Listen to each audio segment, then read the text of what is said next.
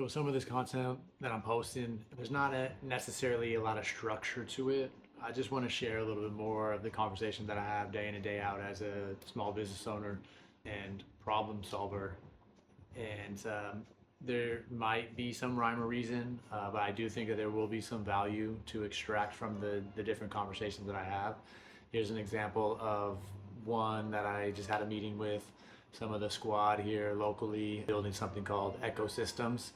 So we're just hopping on a quick call to kind of go over some of the details as well as talking to another business. So the general idea is going to be kind of a ClassPass solution locally, neighborhood focused to better support small businesses.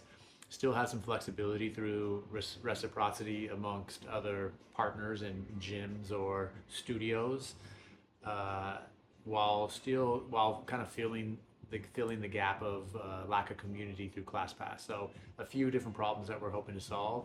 But here's just some clips of that conversation. Let me know if you have any questions, or let me know if you actually work with ClassPass, and whether you're a business or a consumer, what you think has been helpful, what's been harmful. I know I have my opinion on it all. We use it here at Mohawk Wellness, which is, getting the job done. But again, there's a lot of things that I think we can do better. So check out the video. Let me know if anything comes of it. Let's do that together That's real time quick, work. just in case we didn't have anything, just so we can have some okay, like look over or share afterwards, make it easier to walk through. Right, this is it. So it's like a something to build on and good talking points for sure. But I'll definitely let y'all lead the way in terms of like how this came about, and then obviously you, Jacob, as a already like a business owner, you can speak to like ClassPass and what it does versus like what we're trying to do. Yeah, I mean, yeah, definitely. I mean, and the more I think about it, the more like it comes together as like a real problem that we're trying to solve. You know what I mean? And even if ClassPass isn't inherently a problem for you, if you are like a locally minded small business, this opens up potential to what could be that doesn't currently exist. Like this day and age, with being able to maybe build out an app a little easier, or with a little less restrictions financially or whatever, just allows your mind to open up, and like you can create the things that you see that are missing. You know what I mean? And it's like, let's get back to that almost wild west of thinking, where it's like, if there's something that doesn't exist in the world, like you fucking break the constraints and the handcuffs that you can't do it. Like fucking, we can do whatever the fuck this is, and even just the direction that it's already going, to the point where it's like there is a path towards like super scalable through all these different neighborhoods.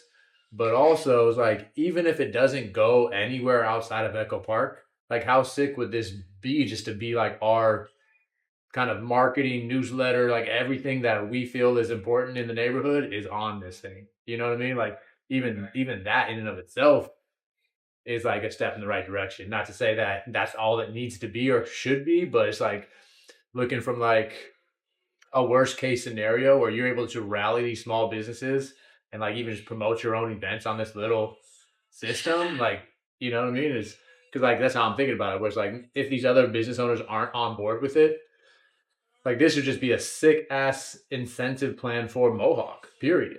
You know what I mean? It's like, now this is the booking platform. Fuck MindBody. I'm paying fucking $900 a month for MindBody. You know what I mean?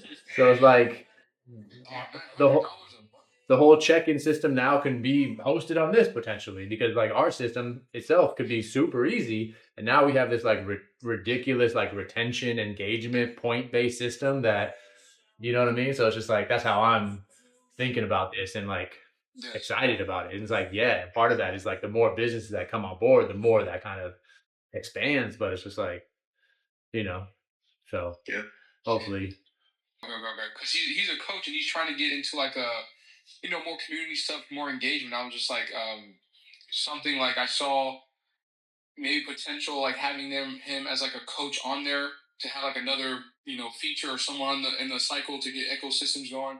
Just seeing like if that might be potentially something that we can do on the first or maybe later. I don't know if we want to start implementing more coaches on there as well, or we just want to stick to just businesses only. But But I don't know how you guys want to go about that. Yeah, I mean, I think it goes kind of in a couple potentially different directions. Like if some of these small businesses are tough to rally or they need to prove it out, then I would say probably onboarding at least coaches that are very collaborative in this mindset where like even if it just means like we're hosting a shit ton of like park workouts, like that type of shit, where it's like, you know, get really lean with it where it's like, man, don't even worry about paying that gym. You're split. Let's just go do this shit in the neighborhood and start to rally a bigger list of engagement so that like maybe our path is towards more advertising for the smoothie bar or the gym or whatever it is so that's the path towards revenue maybe because we have now this like built-in community and following but just like some of the things that are just happening locally where, we're maybe promoting the secret tennis club, you know what I mean? And like Ah, our runs, so it's just like a couple different directions that can go based off of what people's initial interest is. you're asking. Yeah. So Ty sent in just I know they sent like the website. I don't know if you got some time to look through it. The ecosystem. Yeah, I looked through it. It looks very chic, and it's great. I like and curious. Or if you want to go ahead, actually, just like start to talk about it a little bit more, how it differs from ClassPass. Yeah, I'd be curious about I that. can probably chime in on some of that. I mean, I don't know kind of like how you feel about ClassPass or what your relationship with it is, but it's been great. It's been great for me, but but also it's just like in this like global world, we're getting spread out and small business are getting stretched and we end up competing against some of these softwares that were positioned to help us and support us. They become so big that the initial, I think, intention that they had is now working against us. If we're willing to give up 60% of our potential revenue on any given class, what can we do locally to take back a little bit more control and keep a little bit more of that revenue ourselves? So it is kind of a little bit of this, yeah, localized ClassPass offering basically.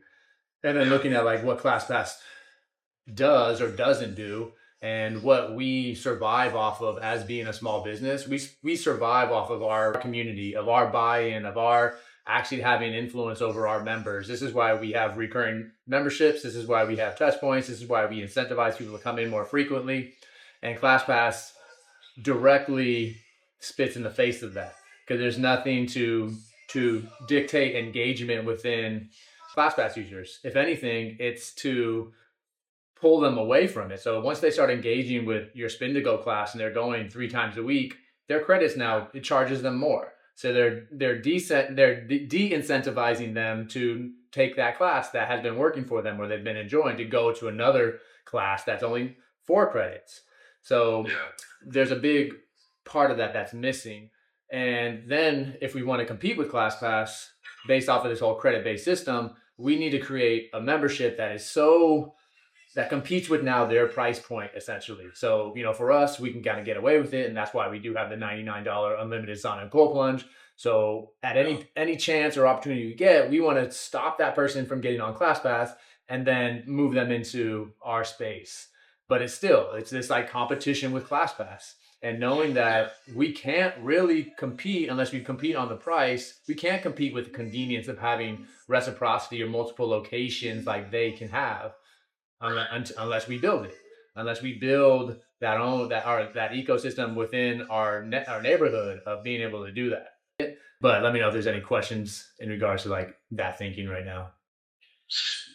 No, I think that's well. Yeah, I guess that's interesting because oftentimes it's a gateway and a funnel for location, whether it be a gym studio, cold plunge, facialist that's offered on ClassPass to then just have patriotism with that one membership. So like people use it kind of for exploration.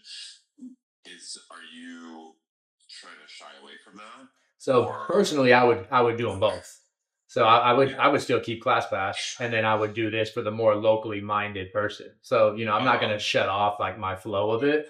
I'm because that would even be almost this should almost be the middle ground conversion from ClassPass to a membership at Mohawk. This would be ClassPass to a membership at Ecosystems because that's a way easier bridge to cross than to go from all this convenience to now I'm just stuck in this one place.